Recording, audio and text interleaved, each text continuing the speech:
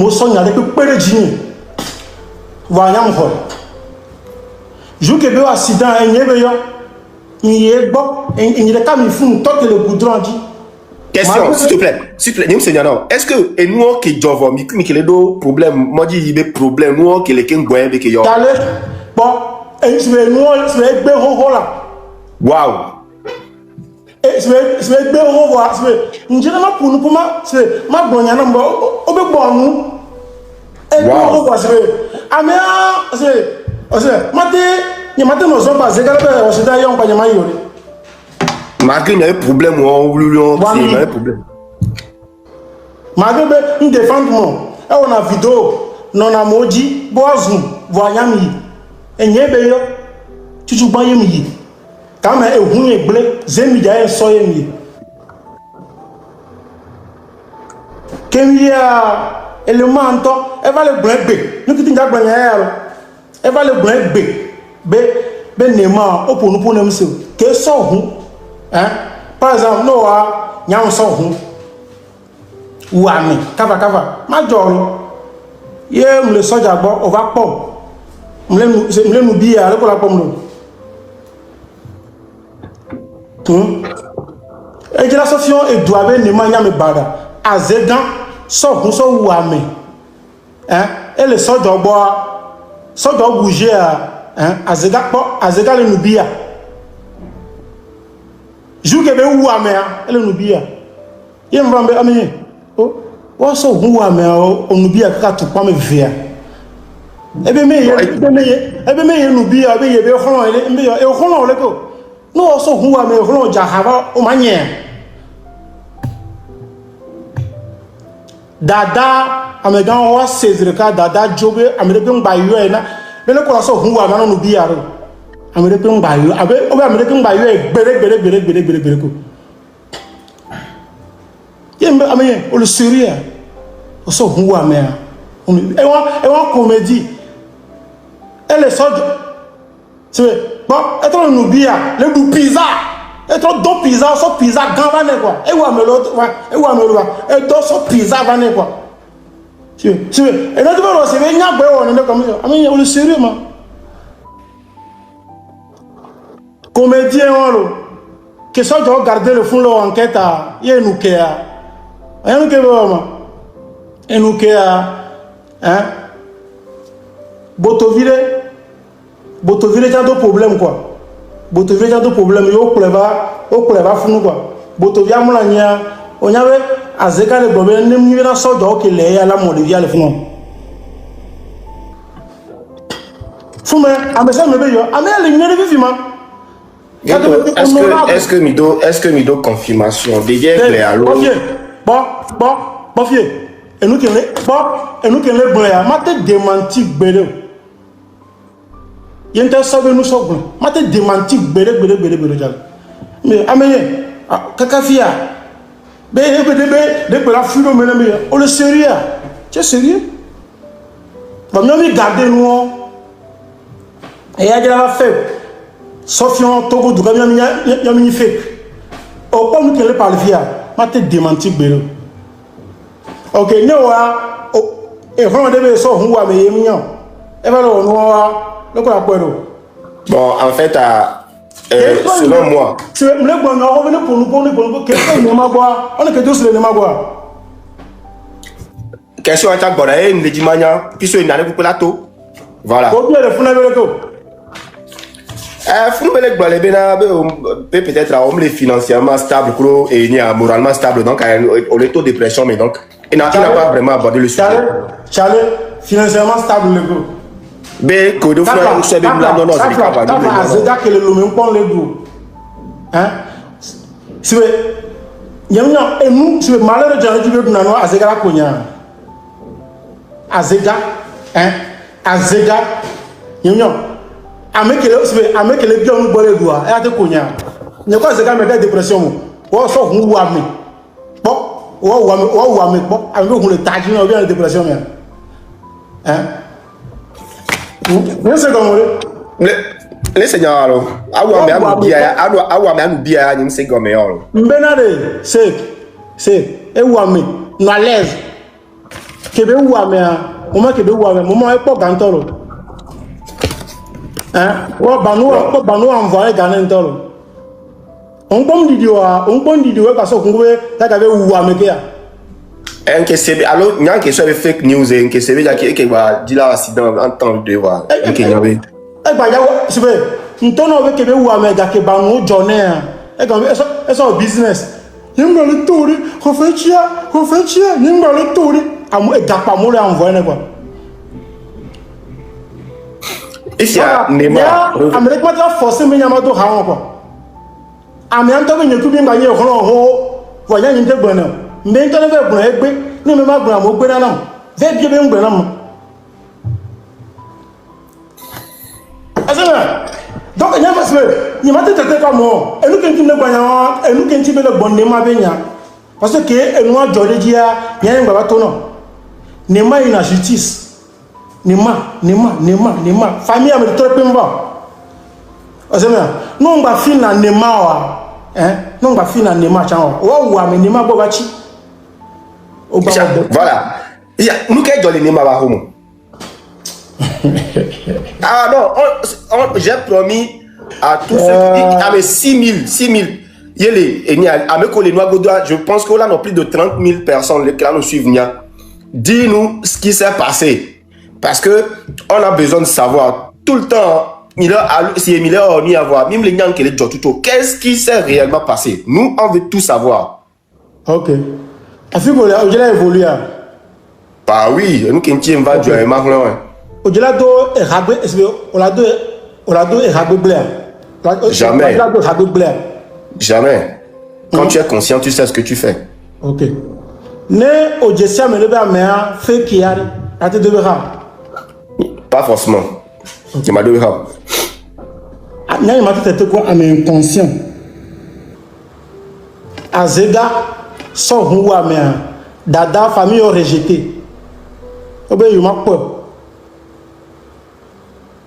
Nema gbebachi nema we koklo ai bu kenken onya ba zega gbon na nema bo anu mokoto a anu monyonu a oh azega de son nyembia de azega de son ba fie kombe ejibe ya pe se tokoto no pese mi fe ka se o la te uame ko uame o so hu uame hein e vola ba tele no ka o la mokoto ka awo de ku a Charlie, Amérique m'a forcé, hein, mais m'a donné, c'est, moi j'ai fait quoi à ces gars? Eh ben, même je n'ai pas ta fille, j'ai mis la vie, yondo ami, il m'a forcé, m'a donné ami. Non, Dieu m'a mis yo ami a fait koni, Charlie, ami oso, huwa, mais mi chinzi mais ailleurs mon poteau. Quelqu'un a deux coups. Mais bon, et le monou, à moi le conscient. À moi de Zuna, mais quel est le coco le venya, les Québécois, les coco là, à mon mien, et le coco là. C'est tout ça, mon côté. Oh, ça, huame. Oh, ça, huame, on veut les vaccins de l'ovia. Tout son téléphone, aïe, non, là-bas, à nos moins. Peut-être qu'il a des sous d'angbéa, nous que bon. Sous d'angbéa, au même monstre. Sous d'angbéa, au même monstre. Voilà, monstre, oui. Yamado Haon de Charles. Ozemia, Yamado Haon. Et nous pouvons comme là pour vous donner magnifique. Et pour nous magnifique. Bon, Ghetto, il a aussi mentionné Afrique et Neymar, il n'a pas terminé de soutenir Neymar pourtant. Neymar, on les veut le flou. Et c'est comme si Neymar, il y avait problème. C'est comme si Neymar va aller à Miami. Parce que, écoute, la fille a mis ton dos à la vessie. Donc, c'est comme si, nous avons des jobs. Qui me parle de la vidéo. Charlie. Mon bon, Amia la bé. Né interview, mais, et bon, anyabo. Né interview, mais, et bon, anyabo. Et n'y a qu'un tel blanc, tel blanc. Kaso, bédébé. Il vient recevoir. Il y a un qui a monté bien. Hein? N'aime bien moi, mais est-ce que nous sommes pas américains au Lagbe? On a eu au Magbe.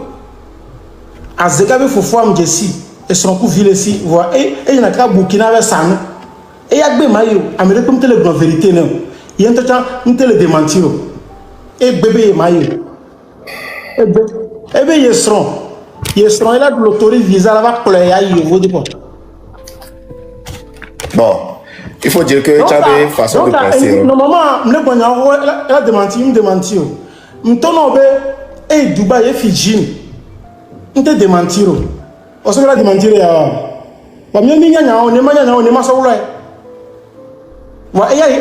a une interview, mais au Ouame, avec les beaux chia, on va les rabaisser à moi. Wow. On va les rabaisser à moi. Charlie, il m'a fait bon, et comme il y a ton âme, il y a des tout. Donc, non, élémenti. On se fait, non, élémenti. Donc, maintenant, on se le met dans le bon ordre. Wow. Donc, ça veut dire que. C'est, toi imaginer. Oui. C'est pas exemple, on file l'amour. Alors, tapoter. On les signale là-bas. Américain le JB, hein? Américain le JB là, hein? Ils n'ont venu réussir. Problème de l'eau, viager, hein? Problème de l'eau, viager, en quelque et non, vianti. Ni ma kuro azega mi famille. Ni ma kebele zoan. Et pour ni ma mi famille. Wa va chi ni ma bo.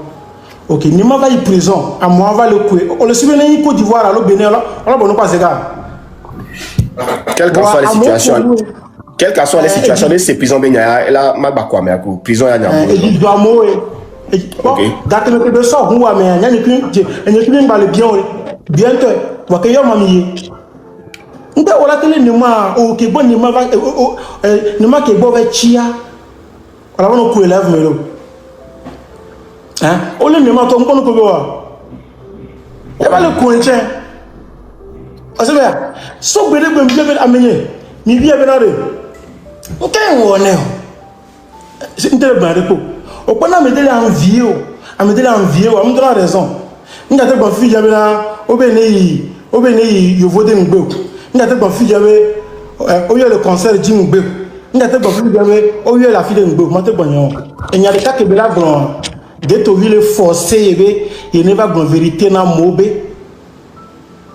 hein e yen te gbe o ko to wa hein amere ba to je mo me be na e lo marshal e lo politique na to to repo hein éduquer mo là c'est éduquer mais amolo gbe yo dila yo vode amélia ko yo vode gbe wa amolo soutenir quoi ça mais maintenant tu peux imaginer ça hein?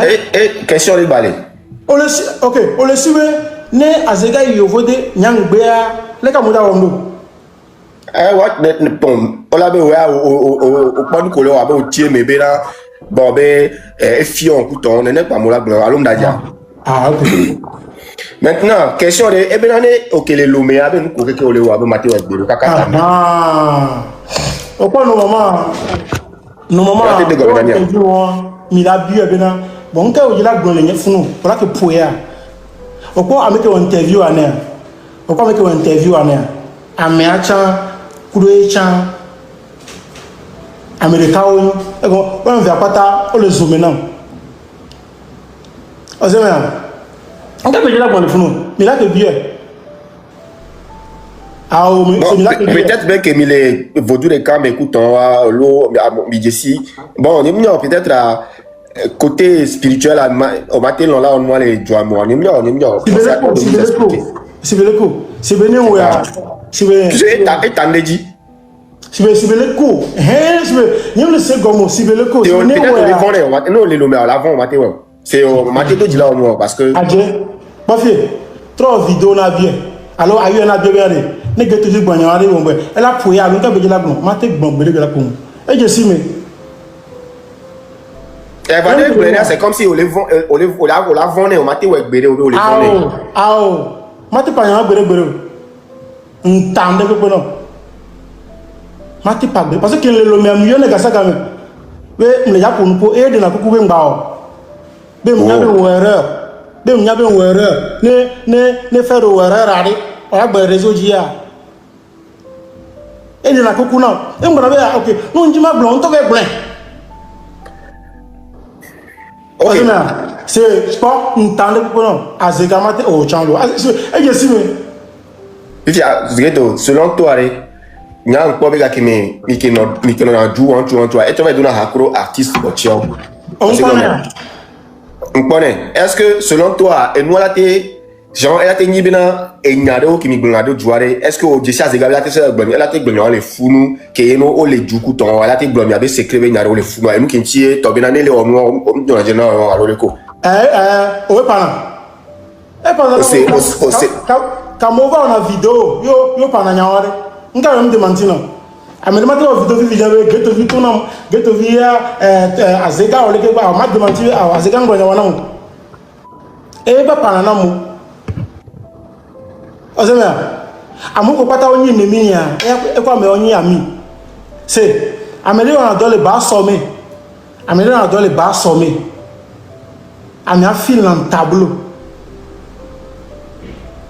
ami a fil dans tableau on que doit Amera Azekava Panambene Amedena et Ghetto. Tu sais, moi je dis souvent que je vais pas prendre parti. Il n'y a que au départ. On sait combien d'avant.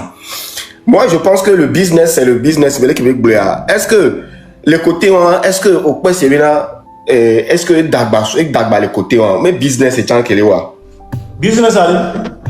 Bon, il y a conséquent que peut-être que bon et il y a quel produit alors avec gomme autre be ba 50 000 actionnaires qui sont gérés merci ko 50 kolo a nya be na problème na be no am business ni ngbanyi faire wa on dara bon interview mo be gate be ami be ni que on dara bon d'accord là je comprends c'est de l'hypocrisie.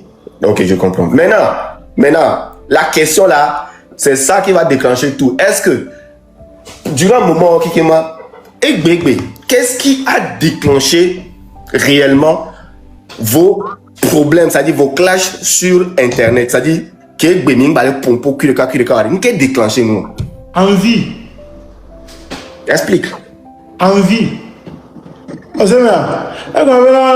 Non bien Azega ghetto vive ya wa elle avait ghetto vive blé donawa elle avait ghetto vive blasé tira filo bonu wa elle avait o yo le concert de la fille ghetto vive ngba ya no ja yom le sibe kemle lo mea ba ko bale Azega o ba ko bale Azega non o semea sibe nyamnyar ko ma expliquer jemanto élément de venir Ghetto au pas garo moi gakemekeni a commencé en panamo be ma be ndara vidéo ma stopper nuya obe wonde po adje yo wonde po OK nyade sibe chale nyane nyeko mini mbe nyeko mini frère ya ko le janye madasi wori me conseille tout coin hein auto organiser concert pour le boycotter ma Azega soutenir mori m'vaore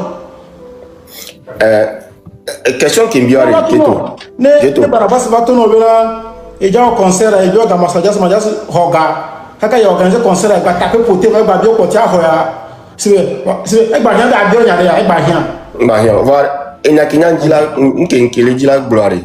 Est-ce que début na mikube c'est problème to que ni atoare ndeli qui déclenché moi ça dit ndeli qui déclenché moi je veux savoir n'kenkele envie à expliquer non nya na lo garo me anga ko be élément parce que mieux la mobo be chale leke mieux be ame ndele we mieux wa nyinte ma ko élément envie à deux niveaux bonnet quelqu'un va d'accord mais que amova zuna surtout que va me kaya mo zuna d'accord mais mo zuna ma il va amener c'est va douamer dans même le douamer il me amener au va Osema. So grand mais au pas garo mais nyom amedele va bereka elle va bon. Va et nous qui grandavons parce que me dit peut-être l'Amérique.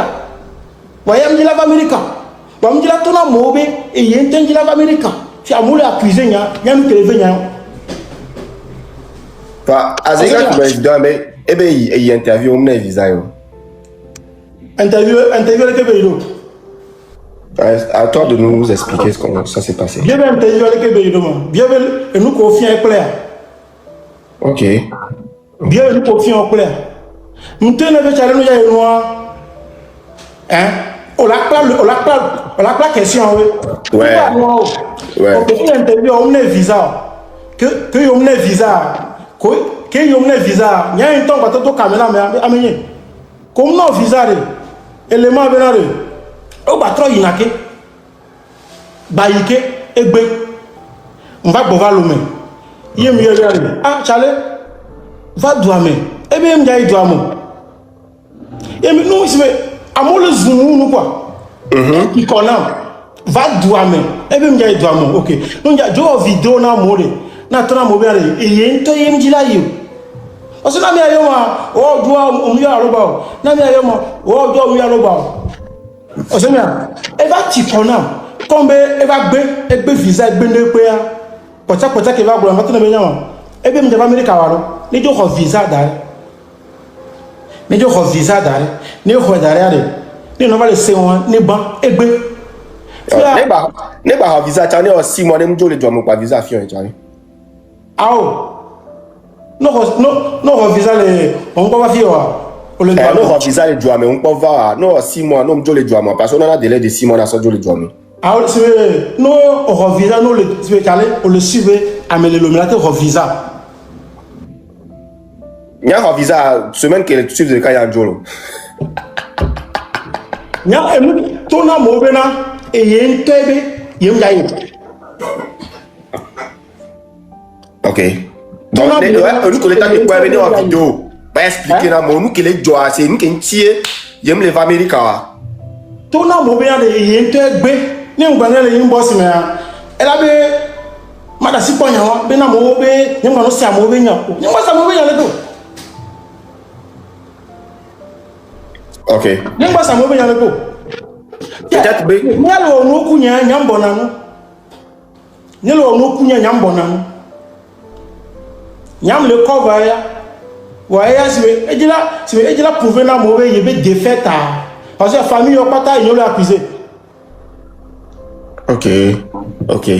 Bon, j'ai encore une question s'il te plaît.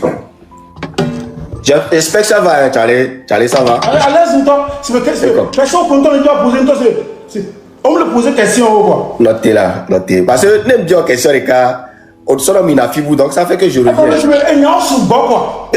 Donc bon au bel vidéo de me vai parce que nya les qui nous les doit moi recherche. Nya au bel vidéo de me bena America qui est là pour pouvoir banu la carré dia nya zega donc vidéo donc OK ça dit que au pas zega comme à me crédible néné ntono bena hein dakeme kenye kwa zega mi va lo vodu benwa nyanya ko maintenant vodu ben makade jiwo de chale nyanya ko mi le vodu bo ni makade jiwo makade joko yo vo ke va le déconner et nous qui tin kade dia mi yo ameo frère nya le ma ebe mouvement trop il pour nous connaître mbayento be chale ni wonde na wa blen ni yebe chale ni wonde na wa blen frère ni wonde na wa blen ebe chale nyade ko pomlo e nyade pomlo vo o que trambe ngba le banu more non le banu me wa se ndele jo nkele jo bon nyade OK comme nyade jo tona mo be yade ngba le banu mo chale enu ya no jesi vodou ko na be goro vodou ouais hein ouais mais si goro vodou non c'est amede le goro vodou mais on y a vona mais on a de confiance de dire de cas va beto mini lo chale agbeto mini voné on le brevet, il m'a donné confiance sur l'eau, c'est faux. Et tu as le faux. Maintenant, on qu'est-ce non parce que Azega déjà il a eu à faire des trucs au moins aimé donc il y a Antoine normalement Antoine la dose confiance 50-50 et Marc 100% parce que Abito ben nous que venir nous venir y a ne pas ngona me dans haut OK ameko le doit me din kona mi a vodu be moi me din kona mi ngona ma be chale o ndele jo normalement mo pas me millionnaire ndele jo on la grave résoudre pour noya nyam jina la résoudre non chale mieux plusieurs fois peut-être on va y internet be chale e ka mo e ti konam la hein tona mo benare e yente benare hein yemjila ya America. OK. Donc c'était le problème et nous qui t'ont les problème en temps. OK. Une canne à mozu na le gladio. Voilà. Obe ojo tati e vegan adare lomé. Ko blonare e o video po blon po bena e ya une visa bo a gedo ko ba ko ebe e bani ine gba yiwo ebe o be yente ye winjila yo yaju no lomé. E gbon po. OK. Egbo chamele interview on we mo wenna ye Dubai obe et je suis top ça obe mo ye so va gliadi e bamba le be no e so va gliadi peut-être on la te yo mais à la dose là mais voilà bena ne yo la joie c'est mo we forcément et non on parle hypocrite vrai ouais.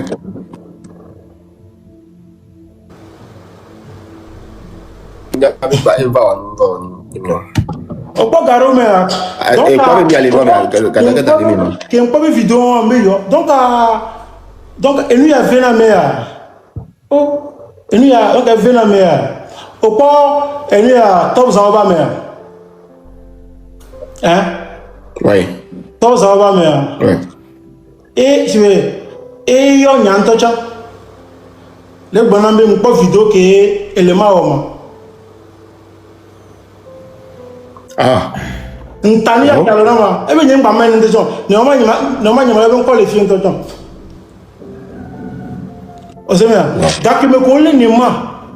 Ouais, on va revenir. Daki me ko le ni ma ja toa. Daki me ko le ni ma ja toa. Ye mi yo top za oba me gan. Le président nde kuku no mjibe awo dode nam. Ne aso din pena ba no nam. Ebe doko. Mpane bena mlejibena azega kuro nyabe fera one idwami. OK. Opo nya vivien yembale ko donc agate onya gate meke élément do avion yi Dubai won game ke le Miami e jikele jonya bena feri ni Dubai kaka o vidéo be onya do me kuma e ke le na do me banyanya.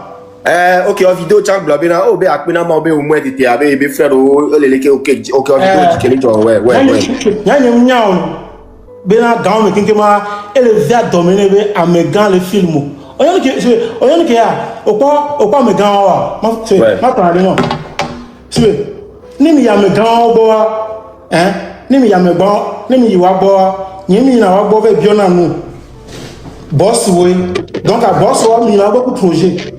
Peut-être inde jopo ebele via dominer amene nyani kui mbene poni ma ya na ya megambo ndo projet de kimi do megambo amega homia ebe projet kelo roti po téléphone le eni étranger de ka amega la gbero e po téléphone de ka so téléphone de ka amega o be téléphone yem le so va c'est ce téléphone la bajila ndo amega da ce téléphone mi va do business bunti. Il y avait nous on le veut. Mi java blanc. C'est mi java bien mêlé et blini na mini et tout. O kwa kumea o jongo be blia. Kenya mi yo bene Dubai Kenya yo bene Dubai si kwa e ya le soumenanya. Nembo interview nya nya manya o. O makinyo. OK, d'accord. Est-ce que ça dit que les massinois gomia un bobo le ko au garder d'arrêt c'est comme si ende va où c'est amole que eni a onyanya de pepe de A à Z wa o gna be bonu yo gbona bonu yo gbona enya amonye Parce que au pauvre tout qui me y a hein Vaudou le dos devenant amoko le tronc amoko le gros vaudou mais on l'a nya vaudou le devenant ne amede onde non ne no le biji do me acha vaudou la deto vaudou la be obe nko be si be nde benya ezena wa nde benya le même o to fia ami la yo be o l'Amérique fait comme l'Amérique amedo le envier ok tu imagines Dubaï Dubaï pas domesé Québec il faut nous yomolo 2 semaines nous yomolo obe gada lelo nyamnyabe le hein 2 semaines à yomo voir malgré ça et nous courir dans le Dubaï nyamba bonu il y a un va bene Dubaï to va bene un va bene Kenya Dubaï ningi ça me le Dubaï ouais ningi ça me le Dubaï bossa et demain Dubaï donc comme il y a musulman benoît et je suis musulman dans le jamais on a yo Kenya va ho parce que musulman vont côté avec tout botol le sur Liban le camion le sympa doit hein c'est camion le sympa c'est au gérer ça donc il va à ce gars pour ne manger am trois mo be chale faire une banami le beno et le cas de dossier le fond ah chale il y a la tolo et il y a la tolo qui me permettre na mo hein souvent à ce gars il y a miyomu il y a de la tolo ne ma be ne ma yo geto ba ne ma yo non ba bien ne ma be ne ma oh le seria o quoi ce gars mais que frère no la yoma mais que la yomu ma ce gars la yoma Zegala yo me te ka zegala to no wa yo ma buta me na nyabe na ndele jo wow azega mi yomu ke boso Dubai ando jan amoko na be ya mi yo wow ok chale opo elia ko za obdg oui matro no mele do ndomo so nyakobe bonama so matro no bon le fio c'est me manquer respect né azega na be gbele bi me le fun parce que e fun le bi o gabe e no ngba le se un yo nye e no ngba le se un no vi va America yo gbe ya ok question rele geto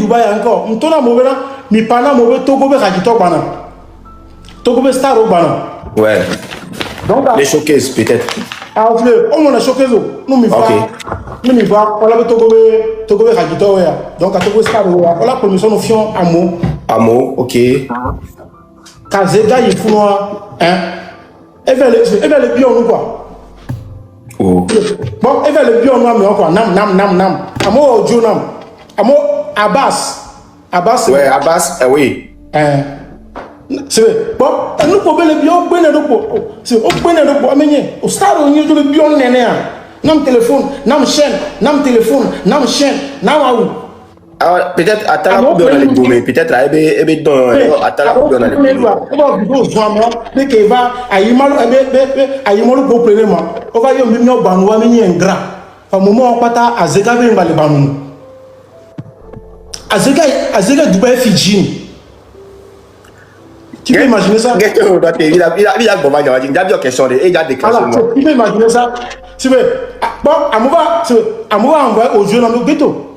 Oh, quelqu'un a montré le zoom moko probable amener que ghetto va me fier, mais ne ghetto vivre vraiment. Ghetto va au Dieu le. Donc en quelque sorte, il va être le fou. Bon, il va être bimé. Amener le Dubaï et fioler le Dubaï et fia amener c'est vrai. Il y a un bon compte avant de venir. Oui. On est gardé après qu'on est gardé après et trouver en vidéo le Dubaï. Hein? Et trouver en vidéo le Dubaï trop zoomé. Si à notre envoyer vidéo à la nyale inbox mais ne nous pas nous ni un grand. Va me donner pas nous c'est le blé. Hein? Voyez bien les banumos, voyez les zoomia banumos, bien ni un gras. Merci. You guys, j'espère bien que vous avez tous suivi la vidéo du début jusqu'à la fin. Voilà les gars. C'était qui tout vie au sujet des Azega. Vous étiez ici quand Rido y a dit, il a promis, comment appelle-t-on, une interview. voilà, que tout va sortir, qui va faire sortir tout sur Azega. Parce que pour ceux qui ne le savent pas, Azega et Ghetto-V sont plus de bons thèmes. Hein, ils sont plus de bons thèmes. Si je dis ils sont plus de bons thèmes, c'est petit. Hein, c'est qu'ils sont devenus des chiens et chats en fait. Ouais, ils sont devenus des chiens et chats. Maintenant là, c'est œil pour œil, dent pour dent, je sais pas pourquoi. Leur amitié qui était beau, si beau, hein, au début, est devenue catastrophique. Est devenue, si lui-là me fait, je le fais. Si lui-là me dit ça, je le fais en retour. Et jusqu'à eux-mêmes, les deux, les Ghetto-V et il s'appelle comment et Whiting, ils sont partis. C'est eux, les deux là qui sont partis. Hein, et dans Tom Megan, c'est eux qui ont montré ça dans les vidéos ici. Nous tous on a vu tout ce qui s'est passé ici. Hein. C'est eux-mêmes qui sont partis dans Tom Megan. Ils ont fait des trucs. Voilà. Et je ne sais pas ce qui s'est passé, comment ça s'est passé, ou bien c'est leur truc là qui a mis la zizanie entre eux, je ne sais pas, mais je ne crois pas parce que Dieu, c'est que Dieu ne fait pas ça.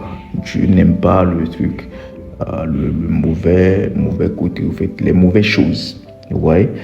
Sauf si il sait que voilà, la personne qui est dans ta vie est une personne mauvaise. Et puis il va t'enlever cette personne-là. Soit peut-être c'est ça. D'accord, c'est pour cela il y a eu séparation entre eux. Sinon, je ne vois pas. Et voilà, Ghetto-V a promis une interview où il a fait hier. Et dans cette interview, vous avez écouté tout ce qu'il avait à dire. C'est l'interview là que je vous ai postée. Il a beaucoup parlé. Il a dit des vérités. Il s'est libéré le cœur. Il s'est dégagé le cœur. Il est assis et puis il a parlé de Azega de A à Z. Comme Azega aussi était parti sur un plateau télé. Et il a parlé de Ghetto-V. Ghetto-V a décidé de donner back. C'est pour cela au début j'avais dit, ils ont décidé de faire œil pour œil, dent pour dent. Voilà. Et c'est là-bas que Ghetto-V a sorti les grandes choses, les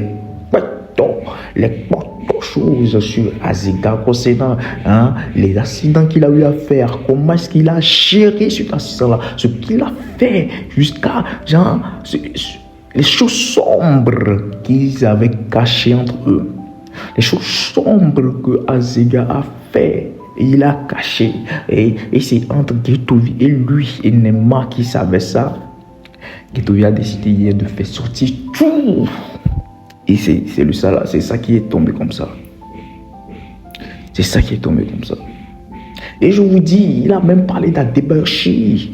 Mais si vous voulez, je vais vous partager comment l'appelle-t-on, là où il a parlé d'Adéberchi. Si vous voulez, très bien, écrivez ça en commentaire. Parce qu'il a fait sortir des grandes choses sur Adebayor. Il suffit tout simplement de faire engager cette vidéo-là. Faites percer cette vidéo-là, partagez. Et dites-moi si je vais publier la partie où il a bien allumé Adebayor. Si cette vidéo perce, vous faites faire cette vidéo, je vais vous partager ça. Les gars, je dis, ce qui se passe actuellement là, c'est pas de la pagaille. Ce qui se passe entre Ghetto-V et son ami, c'est pas de la pagaille. Mais Ghetto-V, lui, il a décidé de faire quoi? Il a décidé de monétiser ce qui se passe entre lui et son frère. Il dit que lui ne va plus faire des choses fatales. Il a décidé même de monétiser tout. C'est un gars, il a du mindset. Dans la vie là, si tu sais que quelque chose, tu fais la chose chaque jour, ou que tu es sur la chose chaque jour, et la chose ne te donne pas l'argent là, il faut te poser des questions. Il faut te poser des questions. Parce que dans cette vie, il ne faut pas perdre le temps pour rien. Il ne faut jamais perdre du temps pour rien, je vous l'ai dit. Et c'est dans cette optique que Ghetto-V est. Il dit comme quoi, lui, Ghetto-V, lui, BTA, il va monétiser. Il va monétiser l'affaire. Il n'a pas le temps. Est-ce que c'est méchant? Lui n'a pas le temps, quoi. Il dit, lui, il va monétiser cette affaire-là. Il dit que maintenant, là, C'est allumé. Lui, il va sortir chaque jour pour allumer. Même il a oublié qu'il est devenu, il est artiste. On a qui a tout goût qui soit des mignons qui tout vie. Question qui m'a été bien, qui m'a conseillé, qui m'a été mignons qui tout vie. Faut pas dire que tu es artiste, tu as l'image et puis tu vas pas. Bro, faut aller chercher là où tu vas gagner ton gain. Parce que être artiste au Togo là, que ce soit passion pour toi, que ça ne soit pas emploi pour toi. Oui, il y a des gens qui ont pris artiste pour comment l'appelle-t-on, pour et travail. Mon frère, au Togo, on ne prend pas artiste pour faire travail. On prend artiste pour passion. Genre, tu trouves l'argent, tu viens investir sur l'artiste, ton côté artiste là. Parce que tu aimes ça.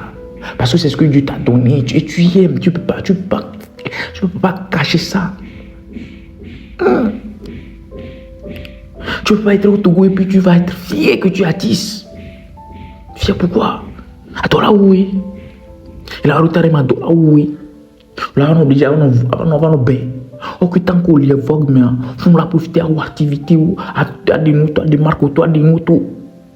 Pourquoi une semaine arrive? Et va laisser une autre chanre. Mathieu, à mon manière. Aujourd'hui, là, j'aime beaucoup. Et il s'appelle comment? Chad. J'aime beaucoup Chad. Aujourd'hui, Chad, il est. Si tu le vois, tu sais bien que il s'en fout pas mal de la musique. Mais il mange bien. Il mange bien. Demandez-vous comment est-ce que Chad fait pour manger. C'est son secret mignon. Vous n'allez pas comprendre. Il y a des choses qu'on va vous dire. Il y a des choses, c'est nous seulement qui pouvons vous dire ça. Il y a des choses qui sont cachées. Être artiste ne suffit pas. Être artiste ici au Togo là, c'est être affamé. Oui. C'est la réalité. C'est être affamé les gars. Mimi les invoque par rien. Mais des marques auto là. Avec qu'on va blâmer nous bena avec qu'on le l'artiste bena mais le Togo sous bon là. Tout fa notre champ nyam ko lo no au de moto là fin mo et tu fa no master just le fun egbe et nyinko et nya arrange producteur. Et moi balé les nègres que do business ko bi ba we les nègres. Mba so bi na musique bi lo agbalo awo adola ki oui. Barabas le fou et donc et le couin toyo baby et bien il manque de vêtements et on marque de vêtements et bien que